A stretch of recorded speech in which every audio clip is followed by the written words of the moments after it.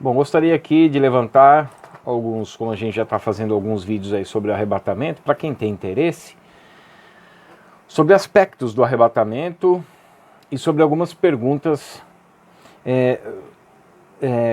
para refutar a nossa colocação de que a igreja não passa pela tribulação. O primeiro ponto que eu gostaria de colocar é que igreja não são denominações. Nós temos que colocar isso em mente. As paredes não é igreja, porque igreja também não é você. Não adianta você falar assim, eu não preciso me congregar porque eu sou igreja. Não. Porque você vai estar contra Cristo. Jesus fala em Mateus 18:20, onde estiverem 2 ou 3. Quer dizer, Jesus já quebra esse argumento de que você pode buscar Deus sozinho onde você estiver. Não pode. Você pode sim, a partir do momento que você pertença à congregação dos justos, dos santos. O termo congregação é de festas fixas, lá de Levítico capítulo 23. Então ela tem tempos determinados. Então veja, nós temos um mandamento do Senhor de nos reunirmos. Igreja, que é o eclesia ou eclésia, é ajuntamento. Aqueles que foram chamados para fora, tosquiados, lavados e remidos no sangue do Cordeiro, que foi a congregação que Moisés guiou no deserto, que é o mesmo termo de equiodos, né, de êxodo, a libertação ali, ou seja, na Páscoa, né, com o sacrifício do Cordeiro, com a santificação dos asmos e com as primícias da oferta a Deus no sentido da vida da pessoa a partir de Cristo e após Cristo, e também o Shavuot, que é a festa das semanas, que é o Pentecostes, que é a descida e a capacitação do Espírito em nossas vidas. Então Moisés guia aquele equiodos, traz para fora. Então isso é igreja, é um ajuntamento. Não importa em qual lugar é, desde que haja o ajuntamento. Então não existe esse negócio, eu sou igreja. Não, você é o templo. Você é templo do Espírito Santo. E aqui entra a nossa conversa um pouco. Igreja, a igreja será arrebatada antes do período de tribulação. E depois a gente vai falar mais em alguns vídeos aí que a tribulação de 7 anos não são as tribulações da vida e as perseguições que a igreja sempre sofreu. Não há relação de uma coisa com a outra. A gente vai aprender um pouco sobre isso. O Espírito Santo ele subirá com a igreja, porque ele desceu para estar com a igreja. A gente vai falar um pouco sobre isso nos próximos vídeos. As trombetas, aquela trombeta que João ouve, se ela é semelhante à de 1 Tessalonicenses 4, 16, 17, 1 Coríntios 15, 52, ou se elas têm relação com as trombetas do juízo, a partir do capítulo 8 do Apocalipse, a gente vai falar um pouco sobre isso também. Mas a igreja que sobe, e na realidade é a igreja que sobe, não são denominações. A igreja se reunia, não importava onde, como eu mencionei, Colossenses 4,15 na casa de Ninfa, 1 Coríntios 16, 19 na casa de Áquila e Priscila, não importava onde. A igreja nunca teve esse aspecto de importar um lugar, de ter relevância, o lugar onde eles se reuniam. Isso começa bem depois, primeiro com Constantino, que secularizou a igreja, mundanizou a igreja, que é o que acontece hoje. Eles não querem perder os seus membros, e no período de Constantino, o imperador era cristão, então cada pessoa a pessoa falava assim, eu tenho que ser cristão também, senão eu vou morrer, porque os imperadores matavam. Então eu tenho que ser cristão. E a pessoa ia e não mudava, não tinha uma mudança pela pregação do evangelho, porque nem tinha pregação de evangelho, mas tinha o nome de igreja, que é o que acontecia no período de Lutero, com o Papa Leão X. As pessoas não tinham as escrituras, então elas tinham que se submeter àquilo que o próprio papado romano passava. E o que passava? Coisas abomináveis às escrituras, que era mercado dentro da igreja, no sentido de comercializar a fé, que é o que acontece nos nossos dias. São pessoas que não têm acesso às escrituras, porque, diferente do período de Lutero, elas não querem, porque hoje nós temos muito material para examinarmos as escrituras, para viver uma vida em santidade, que é para esse objetivo nós fomos eleitos por Deus, eleitos para uma vida em santificação, Hebreus 12, 14, sem a qual ninguém verá o Senhor. Santificação é uma separação de acordo com o que a Bíblia manda você se separar ou não? E o que nós vemos hoje é o mesmo período de Lutero em que as pessoas iam lá e davam o seu dinheiro e achavam que estava tudo bem. Compravam as indulgências. A indulgência era a compra do perdão. Tinha indulgência plenária, que comprava o perdão de uma vez por todas e pagava uma bagatela. Ou então as relíquias, né, que você olhava para os ossos dos santos, e Lutero até escarnecia, brincava, zombava, porque tem que zombar dessas coisas, que dos 12 apóstolos, 18 estavam enterrados na Espanha, de tanta relíquia que eles tinham. Igual hoje, canetinha ungida, paninho ungido, cajadinho, dízimo do milagre, Santa Ceia da libertação, blasfemando do corpo e do sangue do Senhor. Né, que não é a transubstanciação, mas é que é a lembrança da morte, do sacrifício expiatório de Cristo, anunciando a sua morte até que ele venha. Não tem nem reverência na Santa Ceia e na ceia do Senhor.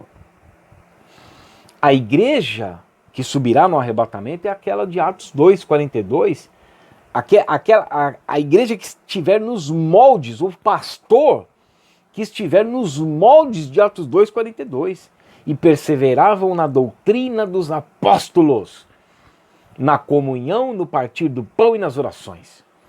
Isto gerava um verdadeiro nascimento, porque houve um verdadeiro nascimento, que é uma igreja que foge de um costume do povo local. A igreja hoje está parecida com o mundo, ela não é o sal da terra, ela não é a luz do mundo, ela está parecida. Por que não há perseguição na igreja brasileira ou contra a igreja brasileira? Porque ela está a cara do mundo. Então as pessoas não são convertidas. Elas vão para os locais de culto, elas pagam o seu dízimo, que está totalmente fora do contexto neotestamentário, porque nós não vemos a igreja primitiva na prática do dízimo, mas isso foi instituído nessa igreja moderna de hoje, desde um tempo atrás, e eles acham que está tudo bem.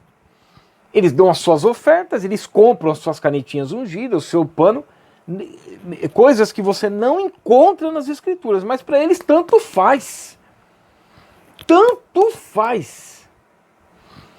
Então a Bíblia fala lá em 2 Pedro, capítulo 2, verso 1 a 3, que eles surgiriam falsos mestres, e aí eles pregam o que as pessoas querem ouvir, tudo de acordo com o ego humano.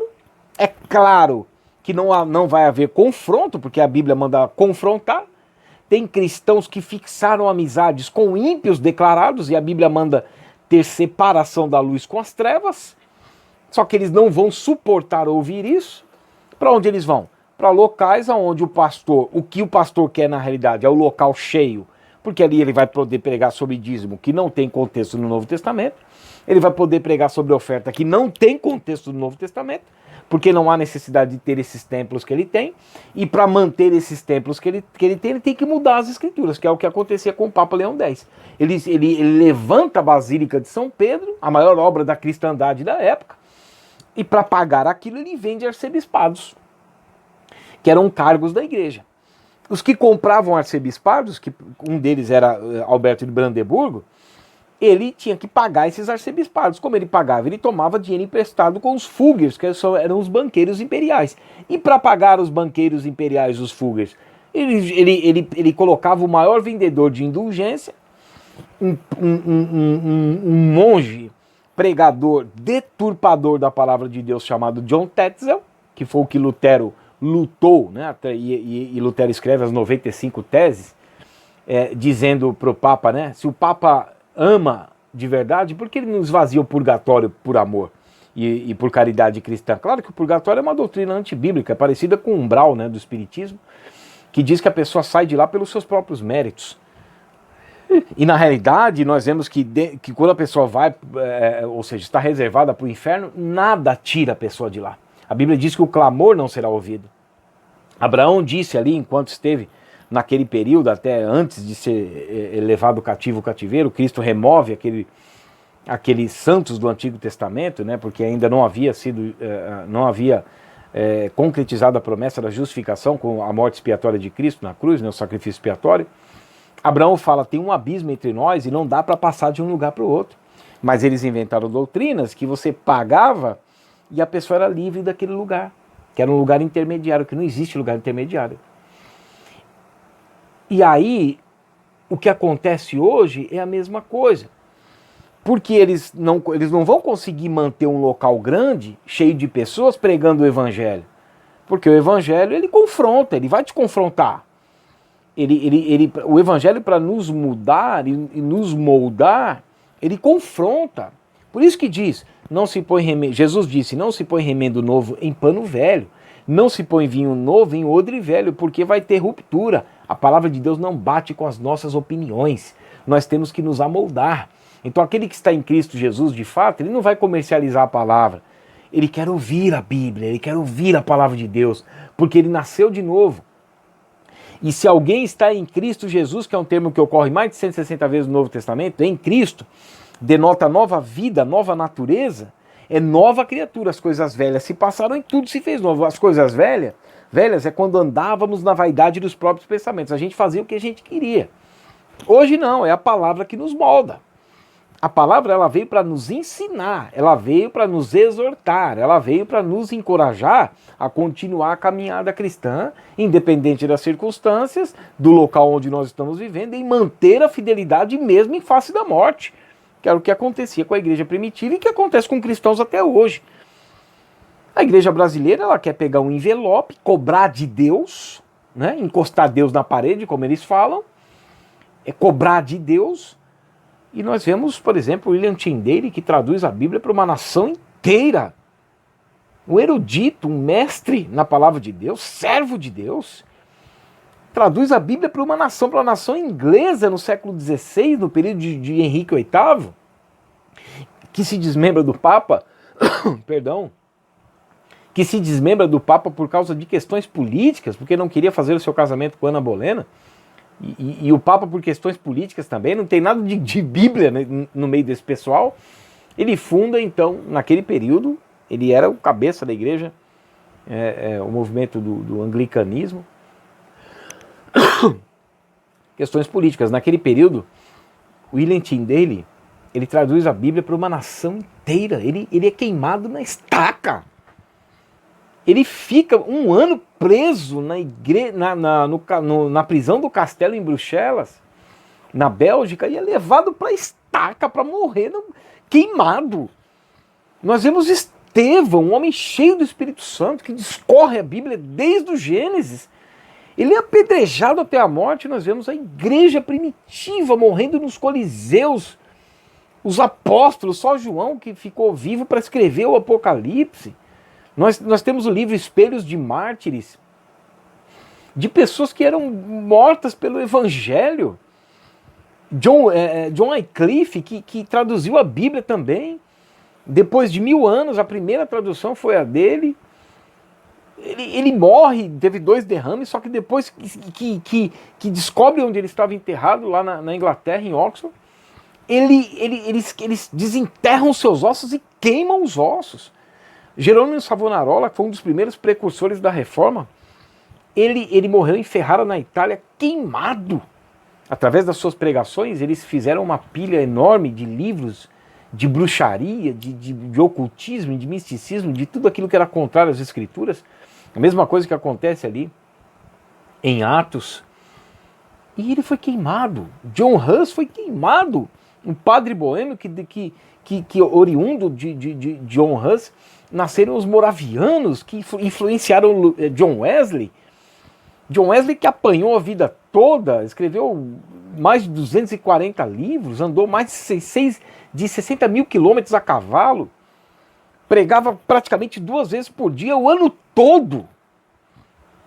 John Wesley morre, fundou as associações metodistas ali, e juntou uma fortuna, só que quando foram ver, John Wesley morre, só tinha um fogãozinho, uma capa e uma caminha, ele não usou nada daquilo. Tudo aquilo era destinado para as obras, para a obra de Deus. Então nós vemos hoje uma igreja, isso aqui eu citei só um fragmentozinho dos heróis da fé, meus irmãos. Mas ia faltar tempo para a gente falar dessas pessoas que a Bíblia diz em Romanos 11 que pessoas das quais o mundo não era digno. Aí nós vemos hoje cristãos, pastores, querendo pegar envelope e falar para a pessoa assim, ó, se você der tanto, Deus vai te dar. Deus não é obrigado a fazer nada. Ele nos livra da ira vindoura por sua graça e misericórdia. Então, quem vai subir? Qual a igreja que vai subir? A igreja que se amoldou ao Evangelho. Nós estamos próximos de um governo mundial, nós estamos vendo tudo encaminhando para isso. A última igreja é a igreja de Laodiceia, de Apocalipse 3, uma igreja morna, uma igreja sem as escrituras. Essa igreja não vai subir. Ela é a igreja denominacional, ela diz que está rica. Os cristãos de hoje, o que eles querem é ficar ricos. Eles não querem dividir o pão. Eles não querem se submeter ao senhorio de Cristo, como a Bíblia diz, para sermos uma nação sacerdotal, que o sacerdote não tinha vida própria. É uma igreja mentirosa que nós estamos vivendo. Procure igrejas pequenas, igrejas sérias que estão pregando Bíblia, gente. Senão você não vai subir, não. A igreja denominacional não vai subir. Quem vai subir são pessoas, homens e mulheres que são tementes a Deus, que buscam a Deus na simplicidade como era antes. Veja, Efésios, para a igreja de Éfeso, lá em Apocalipse 2, Jesus fala assim: lembra de onde você caiu e volta para, arrepende-te e volta à prática das primeiras obras. Quem nasceu nos últimos 20 anos, de 20 anos para cá, nunca ouviu o Evangelho. Quem se converteu de 20 anos para cá não ouviu o Evangelho. Então, a igreja que vai subir é a igreja que está sendo purificada pela lavagem da palavra. Jesus disse: vós já estáis limpos pela palavra que vos tenho pregado. Mesmo que doa, mesmo que o discurso seja duro. Charles Grandson Finney, que foi um grande avivalista do século XIX, ele disse assim: às vezes é melhor nós sairmos mal da igreja, porque na realidade a carne foi confrontada. A carne milita contra o espírito contra a carne, como Paulo escreve em Gálatas. E nós devemos subjugar a nossa natureza terrena em obediência às Escrituras. Você deve observar as práticas suas em relação à palavra de Deus. Tendes purificado a vossa alma pela obediência à verdade. 1 Pedro 1,22. Vós já estáis limpos pela palavra que vos tenho pregado. João 15,3. Essa igreja, a igreja de Cristo, ela vai ser apresentada a Deus tendo sido purificada pela lavagem da palavra. Efésios 5,26.